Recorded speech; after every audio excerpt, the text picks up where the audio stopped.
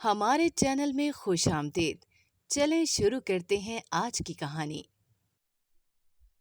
غربت کی بے بسی وہی سمجھ سکتا ہے جو غربت کے ساتھ ساتھ بے بسی کا شکار بھی ہوتا ہے۔ جب وہ حالات بدلنے کی کوشش میں خود کو بے بس پاتا ہے، نکلنا چاہتا ہے لیکن نکل نہیں پاتا۔ جب کوئی ڈوب رہا ہو تو ہاتھ پاؤں تو مارتا ہی ہے۔ میں نے بھی کوشش کی تھی، لیکن ایک مصیبت میں پھنس گئی تھی۔ میرا نام سائمہ ہے۔ ہم 4 بہنیں ہیں۔ میرے والد ایک غریب شخص تھے، اور غریبوں کی عزت بھی ان کی مجبوریوں کی طرح معمولی ہی ہوتی ہے۔ نہ کوئی مجبوری سمجھتا ہے، نہ ہی غریب کی عزت کو عزت۔ ہم 4 بہنیں بہت خوبصورت تھیں۔ میری ماں پریشان رہتی تھی کہ کیسے ہمیں زمانے کی بری نظر سے بچائے۔ وہ خود لوگوں کے گھروں میں کام کرتی تھی۔ ابا بھی سارا دن ریڑھی پر فروٹ بیچتا تھا، لیکن ان کی یہی کوشش ہوتی تھی کہ ہمیں گھر سے نہ نکلنا پڑے۔ اپنے کم وسائل میں بھی ہمیں اچھی زندگی دینے کی کوشش کرتا۔ بھائی کوئی تھا نہیں جو ابا کا سہارا بنتا۔ میری بڑی بہن کا رشتہ میرے تایا کے بیٹے سے کر دیا تھا۔ وہ 17 سال کی تھی جب اس کی شادی کر دی گئی۔ جہیز کے نام پر چند جوڑے اور ضرورت کی کچھ چیزیں اسے دے دی گئی تھیں۔ میرے ابا کی بری صحبت نے انہیں نشے کا عادی بنا دیا۔ کچھ کہتے ہم لوگ تو ابا کہتے کہ میں تو غم سے نکلنے کے لیے یہ کرتا ہوں، لیکن تھوڑی دنوں میں شراب کا عادی ہو گیا اور جوئے جیسی لت میں پڑ گیا۔ ایک دن شراب پی کر کسی کے گھر میں گھس گیا۔ لوگوں نے مارا بھی اور پولیس کے حوالے کر دیا، اور ان کی رہائی میری شادی کی صورت میں ممکن ہوئی۔ میں رو رہی تھی کہ شرابی اور جوئے کا عادی شخص سے مجھے بیاہ دیا گیا۔ اس رات مجھے نیند نہیں آئی۔ کافی دیر تک جاگتی رہی۔ میرا شوہر سارا دن گھر سے باہر رہتا۔ میری ساس مجھ سے سارا دن گھر کے کام کرواتی۔ رات ہوتے ہی میرا شوہر گھر لوٹتا تو اکثر نشے سے اس کے قدم بھی لڑ کھڑا رہے ہوتے۔ میں یہی سوچ کر آئی تھی کہ اس بار میری قسمت مجھ پر مہربان ہوگی، لیکن میں منحوس تھی۔ میری قسمت کی طرح میری ساس بھی میرے ساتھ گیم کھیل رہی تھی۔ کاش مجھے پتا ہوتا کہ میں ایک مہرا ہوں، ایک کٹ پتلی ہوں، جسے یہ لوگ اپنے مفاد کے لیے استعمال کر رہے ہیں۔ 1 سال مار کھاتے اور روتے ایسے ہی سوچوں میں گزر گیا۔ میں محبت سے شوہر کو سمجھاتی رہی، خاموش بھی رہی، لیکن ہر طرف مایوسی تھی۔ میں اپنی کیفیت کو سمجھ نہیں سکی۔ دل کہہ رہا تھا کہ بھاگ جاؤں، اور عقل کہہ رہی تھی کہ نہیں، ماں باپ کی عزت مٹی میں دل جائے گی۔ جن کی خاطر تم نے اس شخص سے شادی کر لی تھی، ان کی خاطر ہی برداشت کرو۔ میں دل اور عقل کے بیچ میں پھنس کر رہ گئی تھی۔ اور پھر کہتے ہیں نا، نکاح کے 2 بول محبت کرنے پر مجبور کر دیتے ہیں۔ میں بھی اس شخص کے لاکھ برا ہونے کے باوجود اس سے محبت کرنے لگی تھی۔ لیکن میری ساس نے میرے ساتھ ایک اور بہت بڑا ظلم کر دیا۔ اپنی بھانجی کو میری سوتن بنا کر لے آئی، اور سب سے پہلے یہی کہا کہ پہلی بہو بانجھ ہے، اسی لیے اولاد کی خاطر بیٹی کی دوسری شادی کر دی۔ ساس کم تھی کہ اب سوتن بھی جو عذاب تھی۔ میرے سسرال کی ساری ہمدردی بھی اسی کے ساتھ تھی۔ وہ خاندان سے تھی اور میں غریب گھر سے، جس کے والدین نے کیس سے جان چھڑانے کے لیے مجھے اس شرابی کے پلے باندھ دیا تھا۔ میں پاگل مار کھا کے بھی، جانداروں جیسی زندگی گزار کر بھی اس گھر کو اپنی قبر سمجھ رہی تھی۔ ہم غریب لڑکیوں کی مائیں جب رخصت کرتی ہیں تو کہتی ہیں اب اس گھر سے تمہارا جنازہ ہی نکلے گا۔ مجھ جیسی مجبور بیٹیاں اس بات کو پلو سے باندھ لیتی ہیں۔ میرا شوہر اب گھر پر نظر نہیں آتا تھا۔ میری سوتن نے میرے جینا حرام کر دیا تھا، اور کہتی کہ وہ تیری وجہ سے اب گھر نہیں آتا۔ وہ آتا بھی تو میری سوتن کے کمرے میں چلا جاتا، اور اسے وہ مجھ سے ملنے اور بات تک کرنے نہ دیتی۔ اسے میرے خلاف کر دیتی۔ جب تک وہ میرے پاس آتا اتنی نفرت ہوتی اس کی آنکھوں میں کہ مجھے اس کی آنکھوں سے خوف آتا۔ میں ڈر کے مارے اس سے بات بھی نہیں کر پاتی تھی۔ میرے والدین سے مجھے ملنے کی اجازت نہیں تھی، اور کوئی رشتہ دار جانتا نہیں تھا کہ میں کہاں ہوں، اور پھر رشتہ دار کر بھی کیا لیتے جب میرے والدین مجھے ان ظالم لوگوں کے حوالے کر چکے تھے۔ زندگی جہنم سے بھی بدتر تھی۔ میں جو خوبصورت تھی، جس کی وجہ سے میرا شوہر مجھے یہاں رکھنے پر راضی ہوا تھا، اب آنکھوں کے گرد ہلکے پڑ گئے تھے، رنگ سانولا ہو چکا تھا۔ یہ پچھلا 1 سال مجھے پورا بدل گیا۔ میں جو خواب لے کر یہاں آئی تھی سب ٹوٹ چکے تھے۔ شاید میں نے اپنی حیثیت سے زیادہ خواب دیکھنے کی سزا پائی تھی۔ میرا مستقبل کیا تھا، لیکن مجھے جواب نہیں مل رہا تھا۔ میں نے تو سوچا تھا کہ شادی کے بعد سکون کی زندگی گزاروں گی، لیکن یہاں تو سب کچھ الٹ ہو گیا۔ میرے ہاتھ بالکل خالی تھے۔ انہی دنوں میری ساس کا بھتیجا ہمارے گھر رہنے آ گیا، اور یہ میری بری قسمت کا ایک اور باب تھا۔ دھوکے اور فریب مکار چہروں کو بے نقاب کرتے ہیں تو بہت مکروہ چہرے سامنے آتے ہیں، لیکن وقت جب گزر جائے تو تب کیا فائدہ۔ میرا شوہر دوسرے شہر چلا گیا، اس کی جاب دوسرے شہر ہو گئی تھی، مجھے ساری نصیحتیں کر کے چلا گیا تھا، لیکن کاش وہ میرے سسرال والوں کو بھی کہہ جاتا کہ اس بد نصیب پر رحم کرنا۔ میں نے کہا مجھے ساتھ جانا ہے تو کہنے لگا تمہارا یہاں رہنا بہت ضروری ہے، اس وقت میری ماں کی طبیعت ٹھیک نہیں ہے اور پھر گھر مہمان آ رہے ہیں، ان کی اچھے سے خدمت کرنا، گھر والوں کو شکایت نہیں ہونی چاہیے۔ میں خاموش تھی، میں کب موقع دیتی تھی، لیکن ان لوگوں کو موقع مل ہی جاتا تھا۔ میری ساس کا بھتیجا آ گیا تھا جو میری ساس کی طرح ہی بے حد مغرور تھا اور عجیب سی فطرت کا آدمی تھا۔ اس کی آنکھیں ایسی تھی جیسے ایکس رے مشین فٹ کی گئی ہو۔ مجھے اس سے شدید الجھن ہوتی تھی، میری کوشش ہوتی تھی کہ وہ سامنے نہ جاؤں، لیکن میری ساس جو سارے کام مجھ سے ہی کرواتی تھی، اسی لیے مجبوری میں مجھے اس کے سامنے بھی جانا پڑتا۔ ایک دن میں کام ختم کر کے اپنے کمرے میں جا رہی تھی جب وہ میرے سامنے آیا اور راستہ روکتے ہوئے بولا، تم تو میری طرف دیکھتی ہی نہیں ہو، 3 دن ہو گئے، نہ جانے کن خیالوں میں کھوئی ہوئی ہوں۔ جب بھی دیکھتا ہوں کبھی کوئی کام اور کبھی کوئی، کبھی اپنے کمرے میں گھسی بیٹھی رہتی ہو، میں بیٹھا ہوتا ہوں تو اٹھ کر چلی جاتی ہو۔ یقین مانو مجھے اس قدر برا محسوس ہو رہا ہے مگر میں تمہاری وجہ سے چپ ہوں۔ اگر پھپھو سے شکوہ کیا تو آگے تم خود سمجھدار ہو۔ میں اس کی باتوں سے پریشان ہو گئی تھی، یہ کیا نئی مصیبت آ گئی تھی۔ میں اپنے کمرے میں اپنے والدین کو یاد کر کے روتی رہتی تھی۔ ایک دن مجھے خبر ملی کہ میری بہن کے ہاں بچہ پیدا ہوا ہے، لیکن میں دیکھنے تک نہ جا سکتی تھی۔ ہم بدنصیب بہنیں ایک دوسرے سے مل بھی نہیں سکتی تھی۔ مجھے اپنی بہن کی خوشی پر اس کے ساتھ ہونا تھا، لیکن یہ ممکن نہیں تھا۔ زندگی مجھ سے بہت کچھ چھین رہی تھی اور میں دن بدن اکیلی ہوتی جا رہی تھی۔ ایک رات میری ساس میرے پاس آئی اور بولی، دیکھو میرا بھتیجا ایک بہت ہی مختلف قسم کا انسان ہے۔ وہ یہاں سے آیا ہے، وہاں لڑکے لڑکیوں کی دوستیاں یا ایک دوسرے سے بات کرنا معیوب نہیں سمجھا جاتا، اسی لیے اس کی سوچ بھی ذرا مختلف ہے۔ وہ تمہاری خوبصورتی سے متاثر ہو گیا ہے اور وہ ان میں سے نہیں ہے جو نہ سننے کے عادی ہوتے ہیں۔ میرا بھتیجا بہت عرصے میں میرے گھر آیا ہے اور میں 2 ٹکے کی لڑکی کی خاطر اسے ناراض نہیں کر سکتی۔ اگر وہ یہاں سے ناراض ہو کر گیا تو یاد رکھنا تم بھی اس گھر میں دفن ہو جاؤ گی، اور اگر تم میری بات مان لو، میرے بھتیجے سے دوستی کر لو، تو میں وعدہ کرتی ہوں کہ تمہیں اس عذاب سے نکال لوں گی اور اپنے بیٹے سے تیری جان چھڑوا دوں گی۔ ویسے بھی اس کی ساری توجہ اور وفاداری تو دوسری بیوی کی طرف ہے۔ تم نکل جاؤ ان کے بیچ سے، میرے بھتیجے کو تم پسند آ گئی ہو، وہ تمہاری شرافت سے بہت متاثر ہوا ہے۔ میں پاگل ڈر گئی، مجھے لگا بات کرنے اور سننے میں کیا حرج ہے، لیکن مجھے کیا پتا تھا کہ میری ساس مجھے ذلیل کروانا چاہتی ہے میرے شوہر کی نظروں میں۔ وہ شخص مجھے کہنے لگا کہ اس شادی نے تمہیں دیا ہی کیا ہے، دفع کرو، چھوڑو اس شخص کو، مجھے تم جیسی خوبصورت لڑکی چاہیے، اس کے علاوہ بھلا کیا معیار ہو سکتا ہے کسی کو پسند کرنے کا، تم بہت حسین ہو، بھلے ہی غریب کی بیٹی ہو، لیکن محبت یہ سب کچھ کہاں دیکھتی ہے۔ اس طرح تو ہمارے خاندان کی بہت سی اور خوبصورت لڑکیاں بھی ہیں، لیکن آج تک میں کسی سے متاثر نہیں ہوا۔ مجھے متاثر کرنے کے لیے تمہاری شرافت اور معصوم صورت ہی کافی ہے۔ آپ کو ہر طرف سے نفرت ملی ہو تو محبت کے چند بول آپ کے زخم بھرنے لگتے ہیں۔ میں بھی پاگل تھی، دوگلے لوگوں کی پہچان نہیں تھی، وہ دھوکہ دے رہا تھا اور میں دھوکے میں آ گئی۔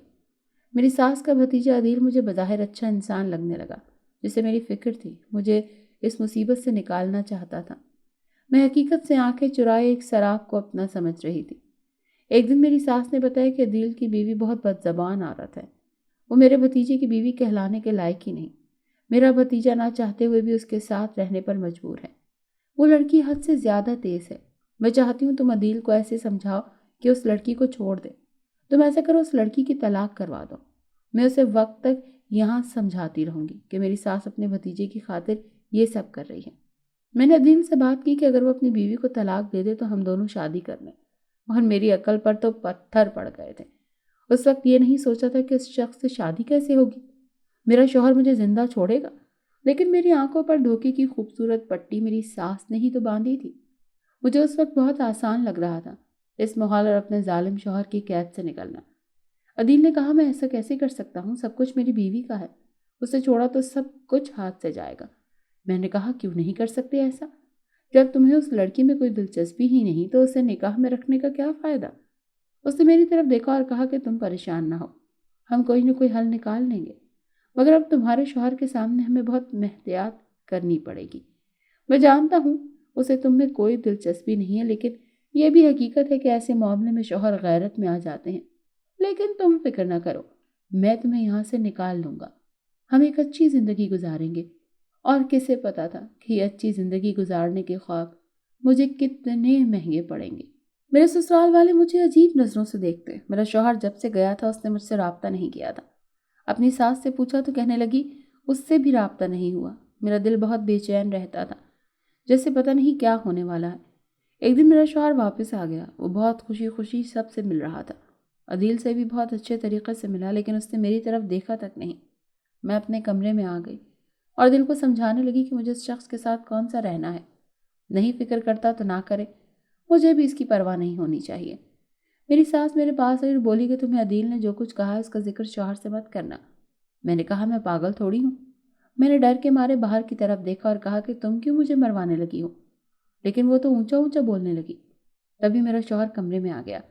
اسے دیکھتے ہی بولی یہ دیکھ لو بیٹا، یہ کس طریقے سے بات کر رہی ہے مجھ سے، کتنی بدتمیزی سے یہ لڑکی مجھ سے بات کر رہی ہے۔ تمہاری غیر موجودگی میں بھی یہ مجھ سے ایسے ہی بدتمیزی کرتی ہے، مجھے ظالم کہتی رہتی ہے۔ میں تمہیں یہاں سے دھکے دے کر نکال دوں گی۔ ماں کو میرے شوہر نے گلے سے لگا لیا اور بولا کہ تو کہیں نہیں جائے گی، یہ تیرا گھر ہے۔ ماں یہ نیچ لڑکی ہی یہاں سے جائے گی۔ میری ساس میرے شوہر سے کہہ رہی تھی تمہاری نرمی نے اسے شیر بنا دیا ہے، اگر تھوڑی سی سختی اس پر کرتے تو یہ قابو میں ہوتی۔ تمہاری وجہ سے میں بھی اسے کچھ نہیں کہتی، مگر اس کا یہ مطلب تو نہیں ہے کہ یہ حتّے سے ہی اکھڑ جائے، اپنی اوقات ہی بھول جائے۔ میری ساس نے کہا یہ تو گھٹیا لڑکی ہے، عدیل پر ڈورے ڈال رہی تھی، لیکن وہ تو شریف انسان ہے، تمہاری عزت کو اپنی عزت سمجھتا ہے۔ میں نے حیرانی سے اس عورت کو دیکھا جو سب کچھ خود پلان کر رہی تھی اور اب سب کچھ مجھ پر ڈال کر خود اچھی بن رہی تھی۔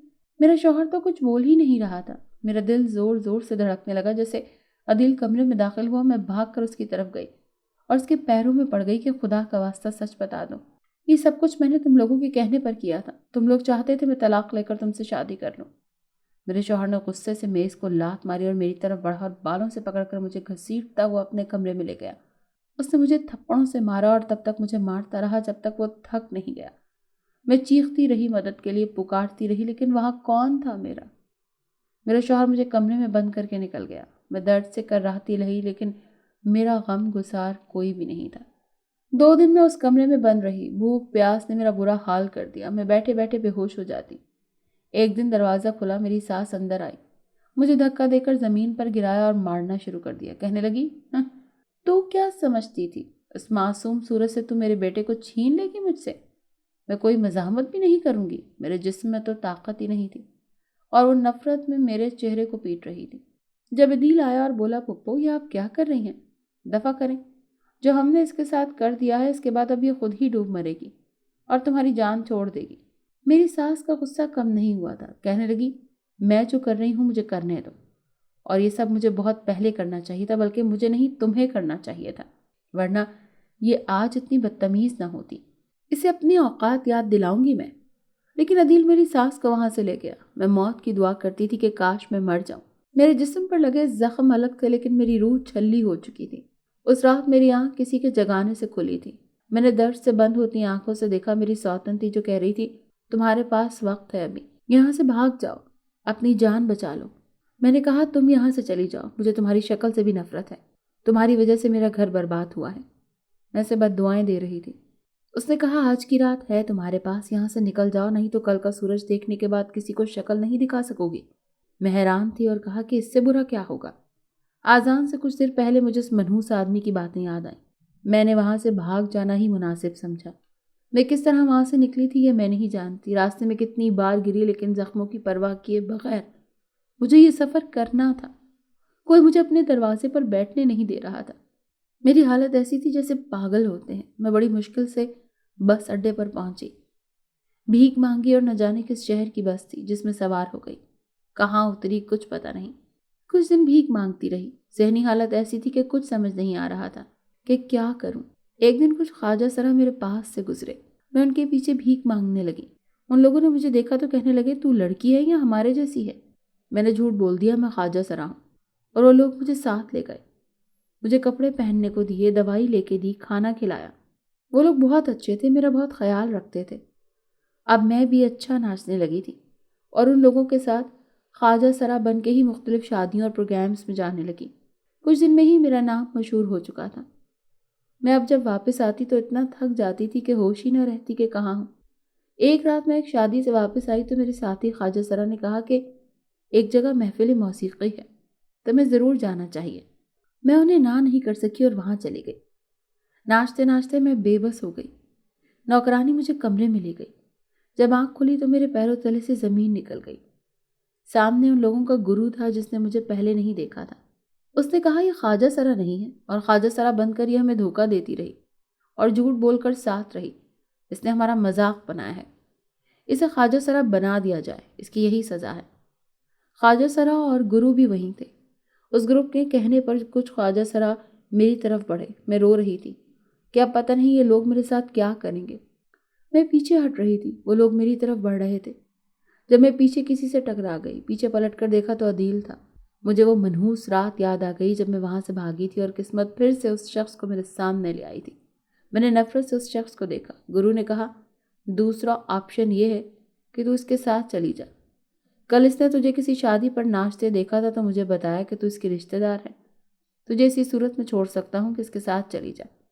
میں نے کہا اس کے ساتھ نہیں جاؤں گی۔ 2 سال جس طرح میں نے گزارے اور اپنی عزت بچانے کے لیے کیسے خواجہ سراؤں جیسی زندگی گزاری میں بھول نہیں سکتی۔ جس لڑکی کو کسی غیر مرد نے دیکھا نہیں، اب ایک زمانہ اسے ناچتے ہوئے دیکھتا ہے۔ میں نے کہا میں اسے کبھی بھی معاف نہیں کروں گی، اس کی وجہ سے میری زندگی برباد ہو گئی تھی۔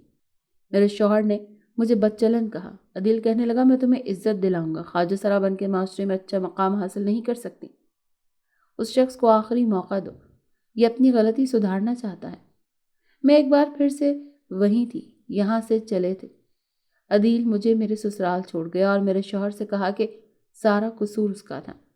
اب میرا شوہر شرمندہ نظر آ رہا تھا، جبکہ مجھے بعد میں پتہ چلا کہ مجھ سے نفرت کی وجہ عدیل بھی نہیں تھا، کیونکہ میرا شوہر جانتا تھا کہ عدیل کے ساتھ مل کر میری ساس نے سارا پلان بنایا تھا۔ میری ساس کو مجھ سے تو نفرت تھی ہی، اس کے ساتھ عدیل کی بیوی سے بھی نفرت تھی، کیونکہ عدیل کی بیوی میری ساس کی بھانجی تھی اور میری ساس کو شروع سے اپنی بہن سے نفرت تھی۔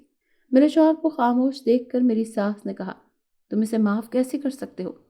تم کیسے بھول گئے وہ جو یہ عدیل کے ساتھ عشق لڑا رہی تھی؟ تم کیسے بھول گئے تمہاری جگہ پر کوئی اور ہوتا تو مار مار کر اس لڑکی کی قبر بنا چکا ہوتا اب تک، اور تم بے غیرت ہو کے اسے پھر سے گھر میں رکھ رہے ہو؟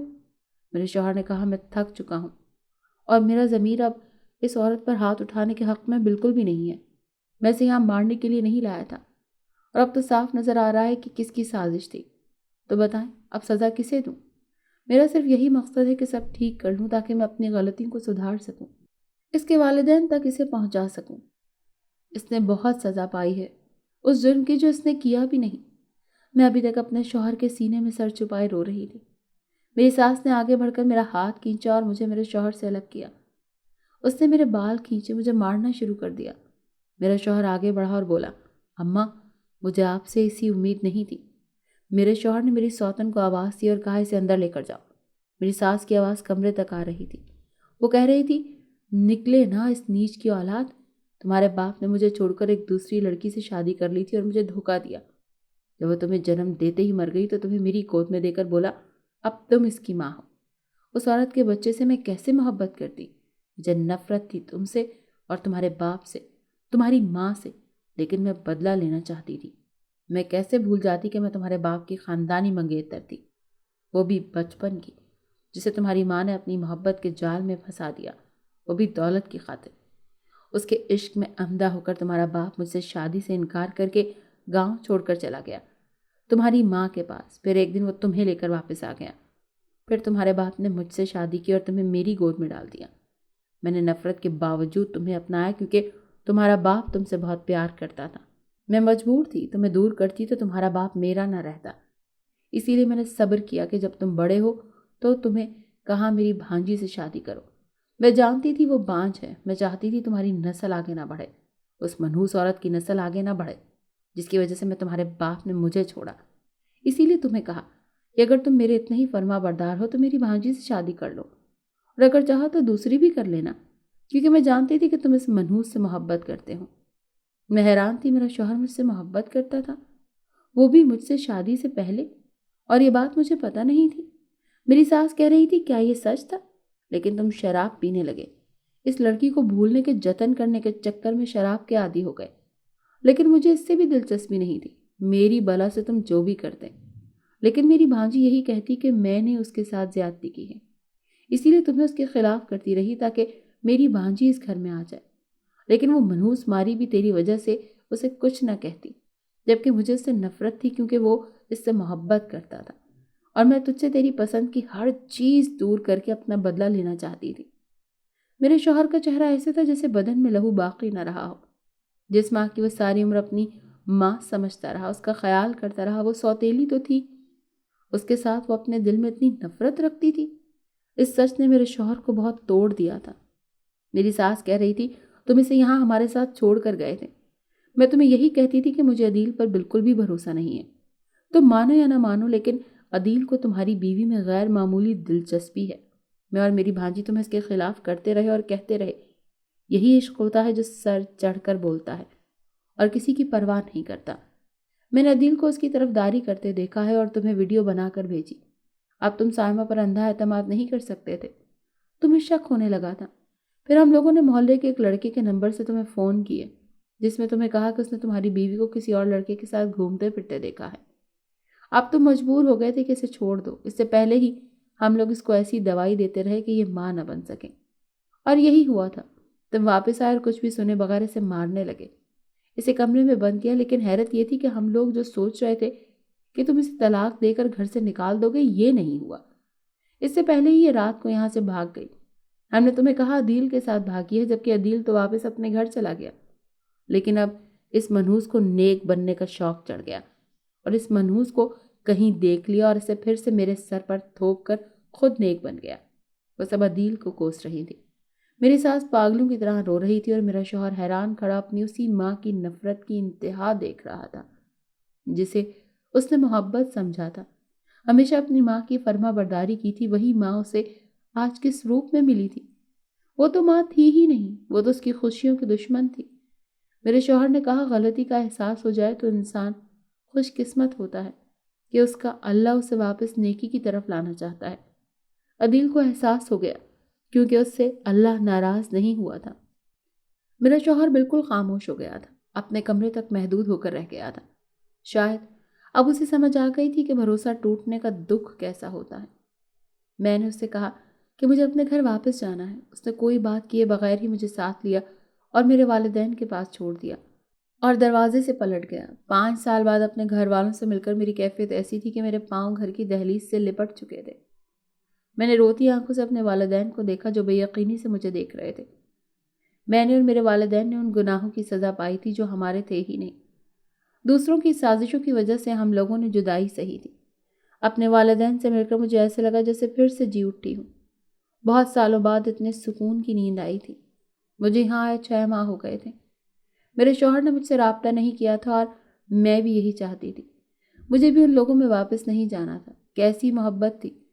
وہ شخص مجھے محبت تو دور عزت تک نہیں دے سکا تھا، لیکن جب مجھے وہ ساری نفرت یاد آتی جو میرے شوہر کی سوتیلی ماں نے کچھ دن پہلے اسے بتائی تھی، تو مجھے لگتا میری نفرت تو بہت کم ہے۔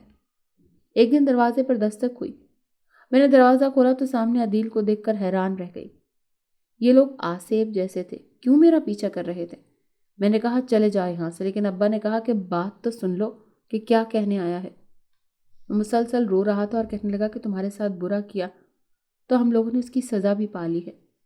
میری بیوی نے مجھے دھوکہ دیا اور گھر سے بھاگ گئی۔ میں کسی کو منہ دکھانے کے قابل نہیں رہا۔ اگرچہ تمہیں تمہارے شوہر کے حوالے کر کے میں مطمئن تھا کہ میں نے غلطی سدھار لی ہے، لیکن معافی باقی ہے۔ تم مجھے معاف کر دو تاکہ مجھے سکون آ جائے۔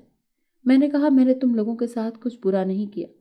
مجھے لگا تھا میرا ساتھ دینے والا یہاں کوئی نہیں ہے، لیکن جب تم آئے تو مجھے لگا تم ہی ہو جو اس جہنم سے مجھے نکال سکتے ہو، لیکن تم تو چال چل رہے تھے اپنی پھپھو کے ساتھ مل کر۔ اس نے بتایا کہ ہم لوگوں نے ایسی چال چلی، وہ تمہیں تمہارے شوہر کی نظروں میں گرانا چاہتے تھے، تمہاری طلاق کروانا چاہتے تھے، مجھے اپنے ساتھ ملایا۔ میری غلطی ہے، لیکن میں اب تم سے معافی مانگتا ہوں۔ میں اب خالی ہاتھ رہ گیا ہوں، کچھ نہیں بچا میرے پاس۔ سب کچھ میری بیوی کا تھا، وہ سب کچھ لے گئی ہے۔ میں اب فقیر ہو گیا ہوں، پپو کو بھی کل فالج ہو گیا ہے۔ ہم سب کو تم سے زیادتی کی سزا مل گئی ہے۔ میں تمہیں دھوکہ دیتا رہا، لیکن دیکھو اس کی کیا سزا ملی۔ مجھے میری بیوی نے گھر سے نکال دیا اور طلاق لے لی اور کسی اور سے شادی کر لی۔ میں سڑک پر آ گیا۔ وہی پھپھو جو تمہیں نکالنے کے لیے میری منتیں کرتی تھی، اب مجھے اپنے گھر پر رکھنے کو راضی نہیں ہے۔ میں نے تمہارے شوہر سے بھی معافی مانگی، اس نے کہا کہ اگر اس کی بیوی مجھے معاف کر دے تو وہ بھی کر دے گا۔ اسی سے تمہارا ایڈریس لیا اور یہاں آ گیا۔ میں نے اپنے شوہر کا نام سن کر حیرانی سے اماں کو دیکھا۔ اماں نے کہا وہ روز فون کر کے پوچھتا ہے کہ سائمہ ٹھیک ہے۔ ابا نے بتایا کہ وہ شرمندہ ہے، اسی لیے تمہیں لینے نہیں آیا۔ میری ماں نے مجھے سمجھایا کہ بیٹا، مشکل وقت تھا، گزر گیا، اب تم بھی آگے بڑھو اور سب کچھ بھول جاؤ۔ لیکن مجھے وہ مار تو بھول ہی جاتی جو مجھے میرے سسرال میں پڑی تھی۔ لیکن مجھے فٹ پاتھ پر گزری وہ راتیں جب لوگ عجیب نظروں سے مجھے دیکھتے تھے اور میں اپنی عزت بچانے کے لیے خواجہ سرا بن گئی تھی، وہ نہیں بھول رہا تھا۔ میں نے عدیل کو معاف کر دیا، لیکن واپس جانے کا میرے پاس کوئی ارادہ نہیں تھا۔ میں نے اپنے کزن سے رابطہ کیا اور وہیں اس کے شہر میں ایک مکان لے لیا۔ وہ ایک اسپتال میں نرس تھی۔ اسے کہا مجھے بھی کوئی چھوٹی موٹی جاب ڈھونڈ دے، اور پھر میری قسمت اچھی تھی کہ مجھے اسی کے اسپتال میں جاب مل گئی۔ سارے دن مریضوں کی خدمت کرتے اچھا وقت گزر جاتا تھا۔ مجھے اس پیشے سے بہت دلی سکون مل رہا تھا۔ لوگوں کی تکلیف دیکھتی تو لگتا تھا کہ میری تکلیف تو کچھ بھی نہیں۔ مجھے یہاں آئے 2 سال ہونے والے تھے۔ زندگی بہت زیادہ پرآسائش نہیں تھی، لیکن پرسکون تھی۔ میری تنخواہ میں ہم لوگ عزت سے 2 وقت کی روٹی کھا رہے تھے۔ مجھے لکھنے کا شوق تھا، میں شاعری بھی کرنے لگی۔ شاعری میں اپنے سارے درد جو کہہ نہیں سکی تھی، اب لفظوں میں کہنے لگی تھی۔ اور جب ہم کچھ دل سے لکھتے ہیں تو اس کا اثر دوسروں کے دلوں پر ضرور ہوتا ہے۔ ایک مشاعرے میں مجھے پڑھنے کا موقع ملا اور میری لکھی نظم لوگوں کو اتنی اچھی لگی۔ کچھ لوگوں نے اسی لمحے کو فون میں قید کر لیا، اور میں نہیں جانتی تھی کہ جب قدرت نے ہمارے راستے کسی سے ملوانے ہو تو آپ چاہے کتنے راستے بدل لیں، لیکن منزل تک کسی نہ کسی طرح ساتھ ہو ہی جاتے ہیں۔ وہ ویڈیو میرے شوہر تک پہنچ گئی تھی، اور دوسرے دن وہ میرے دروازے پر تھا، اور میں سوچ رہی تھی کہ جو نظروں سے گرتے ہیں کہیں کے نہیں رہتے، لیکن جو دل سے اتر جائیں وہ کہاں جاتے ہوں گے۔ اماں ابا اپنے داماد کو دیکھ کر خوش تھے۔ شاید وہ بھی لوگوں کے سوالوں کے جواب دے دے کر تھک چکے تھے۔ جب بھی کوئی پوچھتا کہ آپ کی بیٹی شادی شدہ ہے تو اماں کہتی ہاں شادی شدہ ہے، اس کا شوہر باہر کے ملک گیا ہے۔ میں اپنی ماں کی سادگی پر ہنستی تھی۔ مائیں کتنی سادہ ہوتی ہیں نا، بیٹیوں کی تکلیف پر تڑپ اٹھتی ہیں اور اپنے غم بھلا کر انہیں ہنسنے کا کہتی ہیں۔ والدین کے علاوہ کوئی نہیں ہوتا جو آپ سے سچی محبت کر سکے۔ ماں باپ جیسا ظرف نہیں ہوتا کسی کا۔ ابا بھی اب بہت بدل گئے تھے، نشہ چھوڑ دیا تھا اور ہر وقت اب عبادت میں مشغول رہتے تھے۔ میں شکر کرتی تھی میرے باپ کو اللہ نے نیکی کی طرف واپس بلا لیا۔ میرا شوہر جب لینے آیا تو میں انکار نہیں کر سکی، لیکن واپسی کی حامی بھی نہیں بھری تھی۔ میرا شوہر یہیں ہمارے ساتھ رہنے لگا۔ وہ بظاہر بہت خوش رہتا تھا، واپسی پر گھر کا سودا سلف بھی لے آتا تھا۔ میں منع کرتی تو کہتا احسان نہیں کرتا، میں بھی تو یہیں سے کھاتا ہوں، سمجھے، اپنے کھانے کا خرچ دے رہا ہوں۔ اسے یہاں 6 ماہ ہو گئے تھے۔ میں حیران تھی کہ اس سے بات تک نہ کرتی تھی۔ وہ اتنے بڑے گھر کو چھوڑ کر یہاں چھوٹے سے کوارٹر میں پڑا تھا۔ ایک دن میری بہن مجھ سے ملنے آئی۔ اس نے مجھے کہا کہ صبح کا بھولا اگر شام کو لوٹ آئے تو اسے بھولا نہیں کہتے۔ چھوڑ دو ضد، محبت بار بار دستک نہیں دیتی۔ اور پھر میں اس شرط پر مان گئی کہ میرے والدین میرے ساتھ رہیں گے۔ اکثر اپنے کچھ رشتوں کو بچانے کے لیے کچھ رشتے جوڑنے پڑتے ہیں، سمجھے، میں بھی یہی کر رہی تھی۔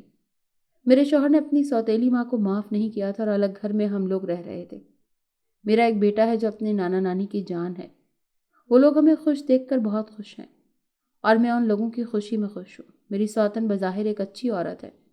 اسے مجھے کبھی کچھ نہیں کہا، لیکن میں جانتی ہوں وہ بہت عرصے سے اپنے اس کزن سے شادی کرنا چاہتی تھی، لیکن جب اس کی شادی مجھ سے ہو گئی تو وہ اپنی خالہ کے ساتھ یہ سازش کرنے پر مجبور ہو گئی تھی۔ وہ فطرتاً بری لڑکی نہیں تھی، صرف اپنی محبت کو پانے کی خاطر بری بن گئی تھی۔ اب بھی وہ کوشش کرتی ہے کہ اس سے ہمیں کوئی تکلیف نہ پہنچے۔ میرے بیٹے کا بڑا خیال رکھتی ہے، اسے اپنا بیٹا سمجھتی ہے۔ میں نے بھی کبھی اپنے بیٹے کو اس سے دور کرنے کی کوشش نہیں کی، کیونکہ ہمارے چھوٹے نفرتیں اور محبتیں سب اپنے بڑوں سے ہی سیکھتے ہیں۔ میں اپنے بیٹے کو نفرت نہیں سکھانا چاہتی، اور نہ ہی چاہتی ہوں کہ میرا شوہر 2 بیویوں کی ہر وقت کی جنگ میں کڑتا رہے۔ اس کی خوشی کے لیے ہر ممکن کوشش کی ہے کہ گھر کا ماحول اچھا رہے۔ ناظرین، اگر آپ کو ہماری کہانی اچھی لگی ہے تو ویڈیو کو لائک کریں، شیئر کریں اور ہمارے چینل کو سبسکرائب کریں۔ اگلی ویڈیو تک اجازت دیں۔ اللہ حافظ۔